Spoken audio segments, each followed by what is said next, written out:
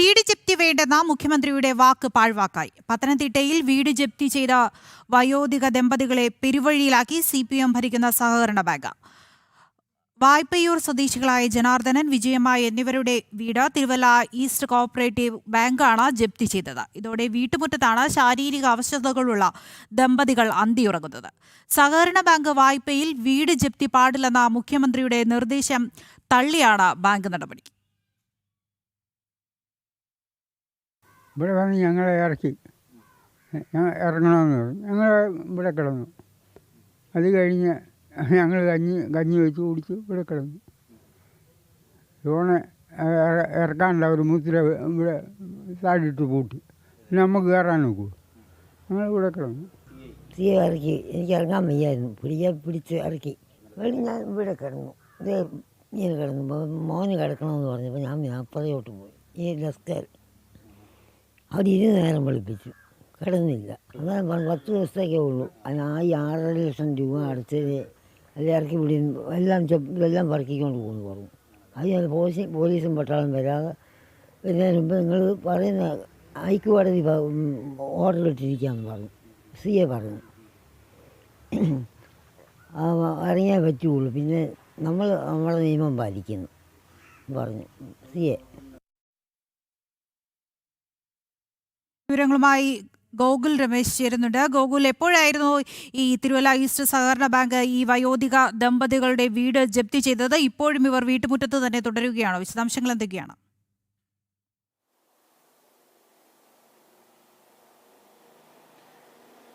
ഇന്നലെ ഉച്ചയോട് കൂടിയിട്ടാണ് ഈ തിരുവല്ല ഈസ്റ്റ് കോർപ്പറേറ്റീവ് ബാങ്ക് അവർ ജപ്തി നടപടികളിലേക്ക് കടന്നത്. വായ്പൂരുള്ള ശാസ്താംകോയ്ക്കൽ എന്ന് പറയുന്ന പ്രദേശത്ത് താമസിക്കുന്ന വയോധിക ദമ്പതികളുടെ വീടാണ് ഈ സഹകരണ ബാങ്ക് ജപ്തി ചെയ്തത്. ഇന്നലെ ഉച്ചയ്ക്ക് ഇവിടെ അധികാരികളെത്തി പോലീസിൻ്റെ കൂടി സഹായത്തോടു കൂടി ഇവരെ വീട്ടിൽ നിന്നും പുറത്തേക്കിറങ്ങി വീട് പൂട്ടി സീല് ചെയ്താണ് അധികൃതർ മടങ്ങിയത്. അന്നേരം മുതൽ ഈ സമയം വരെയും ആ 2 ദമ്പതികളും, ജനാർദ്ദനൻ എന്ന് പറയുന്ന 84 വയസ്സുകാരനും ഒപ്പം വിജയമ്മ എന്ന് പറയുന്ന അവരുടെ ഭാര്യയായിട്ടുള്ള 70 വയസ്സുകാരിയും ആ വീട്ടുമുറ്റത്ത് തന്നെ തുടരുകയാണ്. എന്ത് ചെയ്യണമെന്നറിയാതെ ഈ വയോധിക ദമ്പതികൾ ആ വീട്ടുമുറ്റത്ത് തന്നെ തുടരുകയാണ്. ഇന്നലെ രാത്രി അവർ അന്തി ഉറങ്ങിയത് ആ വീട്ടുമുറ്റത്താണ് എന്നുള്ളതാണ് അവർ പറഞ്ഞിരിക്കുന്നത്. ഈ ബാങ്ക് അധികൃതരുടെ ഭാഗത്തു നിന്നും യാതൊരു ദാക്ഷിണ്യവും ഈ ദമ്പതികൾക്ക് ലഭ്യമാകുന്നില്ല എന്നുള്ളതാണ് സമീപവാസികളും അവിടെയുള്ള ജനപ്രതിനിധികളും ഒക്കെ പറഞ്ഞത്. 2012 ഇവർ തിരുവല്ല ഈസ്റ്റ് കോർപ്പറേറ്റീവ് ബാങ്കിൽ നിന്നും 2.5 ലക്ഷം രൂപ വായ്പ എടുക്കുന്നത്.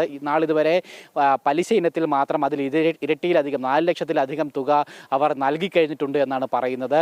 എന്നിട്ടും ഈ ബാങ്ക് അധികൃതരുടെ ഭാഗത്തു നിന്നും കൂടുതൽ ഇളവുകൾ ലഭിക്കാതെ അവർ ഈ ജപ്തി നടപടികളിലേക്ക് കടക്കുകയായിരുന്നു എന്നുള്ളതാണ് ഇവർ പറയുന്നത്. ഏറ്റവും ശ്രദ്ധേയം, കഴിഞ്ഞ ഈ ഫെബ്രുവരി മാസം, അതായത് 2025 ഫെബ്രുവരി മാസം നിയമസഭാ സമ്മേളനത്തിൽ വെച്ചുകൊണ്ടാണ് മുഖ്യമന്ത്രി തന്നെ പറഞ്ഞിരുന്നത്. അതായത് സഹകരണ ബാങ്കുകളിൽ വീട് ഈട് വെച്ചുകൊണ്ട് വായ്പ എടുക്കുന്ന ആരെയും ഇത്തരത്തിൽ ജപ്തി നടപടി ഉണ്ടായാൽ വീട് പൂട്ടി പുറത്തേക്ക് ഇറക്കി വിടുന്ന ഒരു സാഹചര്യം ഒരിക്കലും ഉണ്ടാകില്ല. അതിനു വേണ്ടിയിട്ട് കോർപ്പറേറ്റീവ് ബാങ്കുകൾക്ക് നിർദ്ദേശം നൽകുമെന്നുള്ള രീതിയിൽ മുഖ്യമന്ത്രി വലിയ പ്രസ്താവനകളൊക്കെ നടത്തിയിട്ടുണ്ടായിരുന്നു. അതേ മുഖ്യമന്ത്രിയുടെ പാർട്ടിയായിട്ടുള്ള CPM ഭരണസമിതിയായിട്ടുള്ള ഈസ്റ്റ് കോർപ്പറേറ്റീവ് ബാങ്ക് തന്നെയാണ് മുഖ്യമന്ത്രിയുടെ വാക്കിനെ പാഴ്വാക്കായി തള്ളിക്കളഞ്ഞുകൊണ്ട് ജപ്തി നടപടികളിലേക്ക് കടന്നിരിക്കുന്നത് എന്നുള്ളതാണ് ഏറെ ശ്രദ്ധിക്കേണ്ട ഒരു കാര്യമെന്ന് പറയുന്നത്. എന്തായാലും ബാങ്ക് അധികൃതരുടെയും CPM എന്ന പാർട്ടിയുടെയും ഭാഗത്തു നിന്നും വളരെ രൂക്ഷമായിട്ടുള്ള പ്രതികരണവും അതോടൊപ്പം തന്നെ നടപടിയുമാണ് ഈ വയോധിക ദമ്പതികൾക്കെതിരായിട്ടുണ്ടായിരിക്കുന്നത്. മാത്രമല്ല ഇവരിരുവരും തന്നെ ശാരീരിക അവശതകളുണ്ട്, പ്രായാധിക്യം കൊണ്ട്. അതുകൂടാതെ തന്നെ മരുന്നുകളടക്കം കഴിക്കുന്ന 2 പേർ കൂടിയാണ് ഇവർ എന്ത് ചെയ്യുമെന്നറിയാതെ ഇപ്പോഴും ആ വീട്ടുമുറ്റത്ത് തന്നെ തുടരുന്ന ഒരു സാഹചര്യമാണ്.